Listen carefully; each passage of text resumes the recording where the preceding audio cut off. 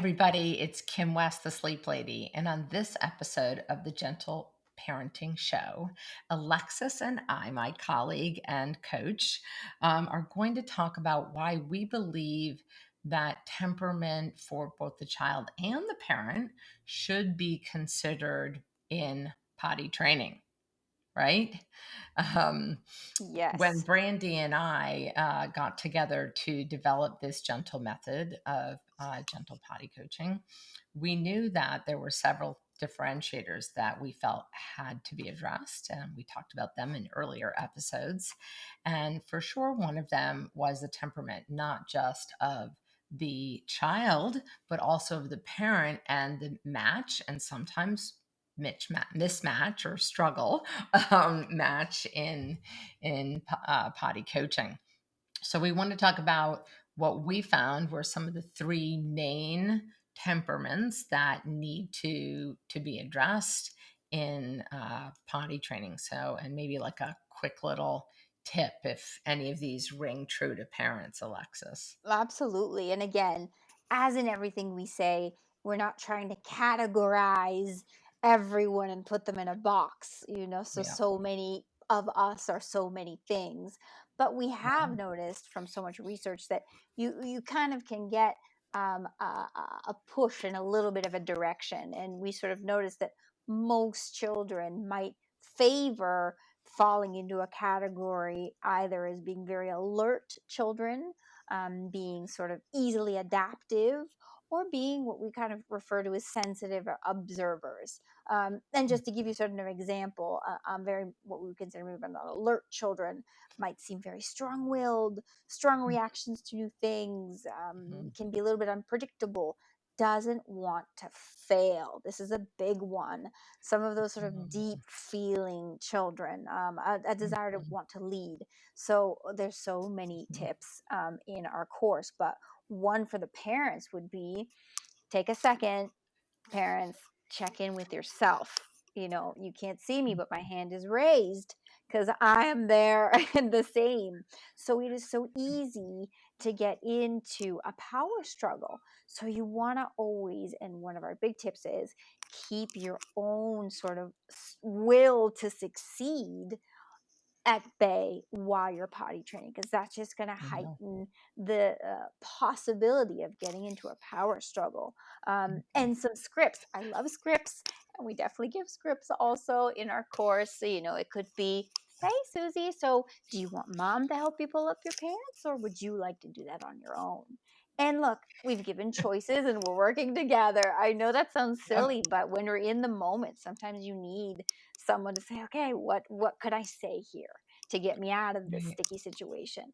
And then an Absolutely. adaptive, maybe what we would call sort of an adaptive personality or temperament, might be very goal oriented, a little bit more reasonable, quote unquote. My easygoing, or sort of can Mm. follow people's lead a little bit more easily. They might need some looser timetables, for example, when they're doing things, and that's okay. And for this, we really want parents to focus a lot on using that descriptive praise. So not to get stuck into the good girl, you peed in the potty. Good girl, you're doing a great job. Good girl, good boy. And really Mm. say, hey, look, you know, you put your pee in the potty. That was cool. Do you feel proud Mhm. of yourself? And Mhm. work on that to help them achieve their own goals, not our goals as a parent, which is getting them out of those diapers and not peeing on my floor as fast as possible, Yeah. right? So that's another little tip for the adaptive. For what we call sensitive observers, which you might see some children that get a little bit anxious when they're trying new things. They could maybe see a little bit shy, a little bit serious. They want to understand, right? I'm not going to jump in the water with everyone else. I want to see what's going on, and then maybe I'll put my toe in. Mhm. Some sort of helpful tips for parents could be, a lot of times these kids prefer privacy. So maybe I'm a parent where I want to Mhm. be in there holding your hand the first time you're taking your Mhm. first pee in the potty, and maybe recognizing that I might need to say, hey, Susie, I'll be right outside the door if you need me.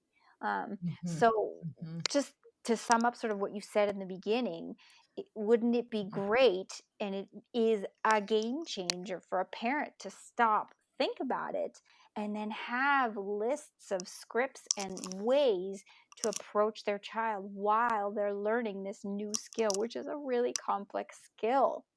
We've said it Mhm. all a lot of Mhm. times, Kim, and I think you were Mhm. the one that's saying, but you imagine this little 2-year-old, the brain, 2.5-year-old that has to remember to pull down their pants, hold the pee in, get to the potty, pull them down, sit down, let the pee out, stand up, wash my hands. It's a lot.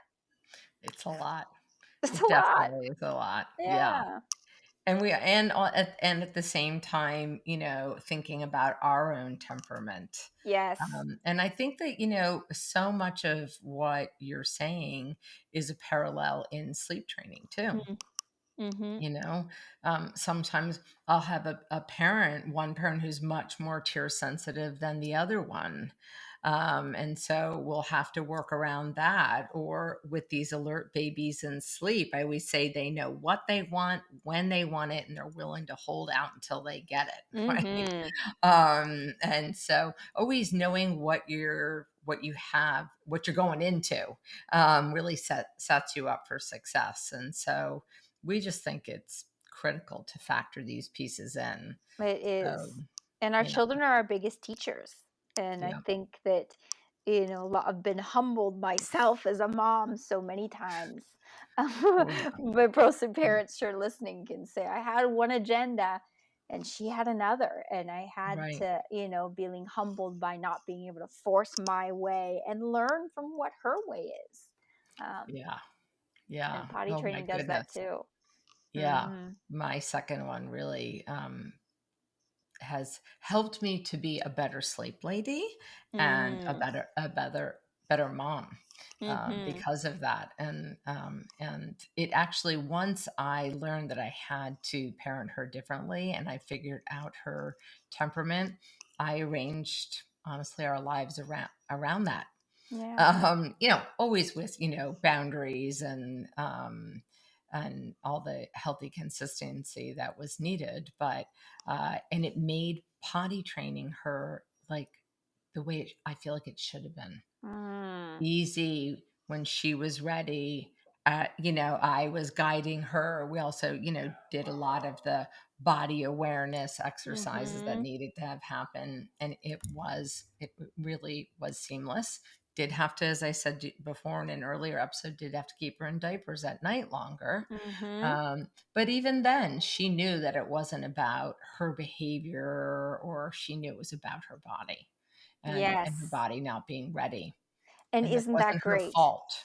Right. Yes, and I think that's so Mhm, important, and one of the things I mhm. do love, and we stress a lot in this course, is how to talk about that feelings, because maybe we've Yeah. never or not used to in our household talking about what your body feels or different sensations in the body. So helping you Mhm, parents also say, okay, how can we talk about this stuff? mhm. What's language that is helpful for my child so they don't ever feel shame? Right. Um, Exactly. Yeah. yes. So, well, we're really excited to offer a gentler approach in potty training, and one that factors in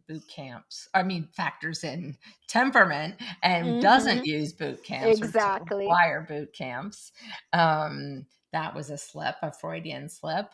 And you can learn more about our course on gentlepottytraining.com, also on sleeplady.com, and you can download our myth busting guide on potty training also. Thank you, Alexis, for joining me. Thank you. Have a great day.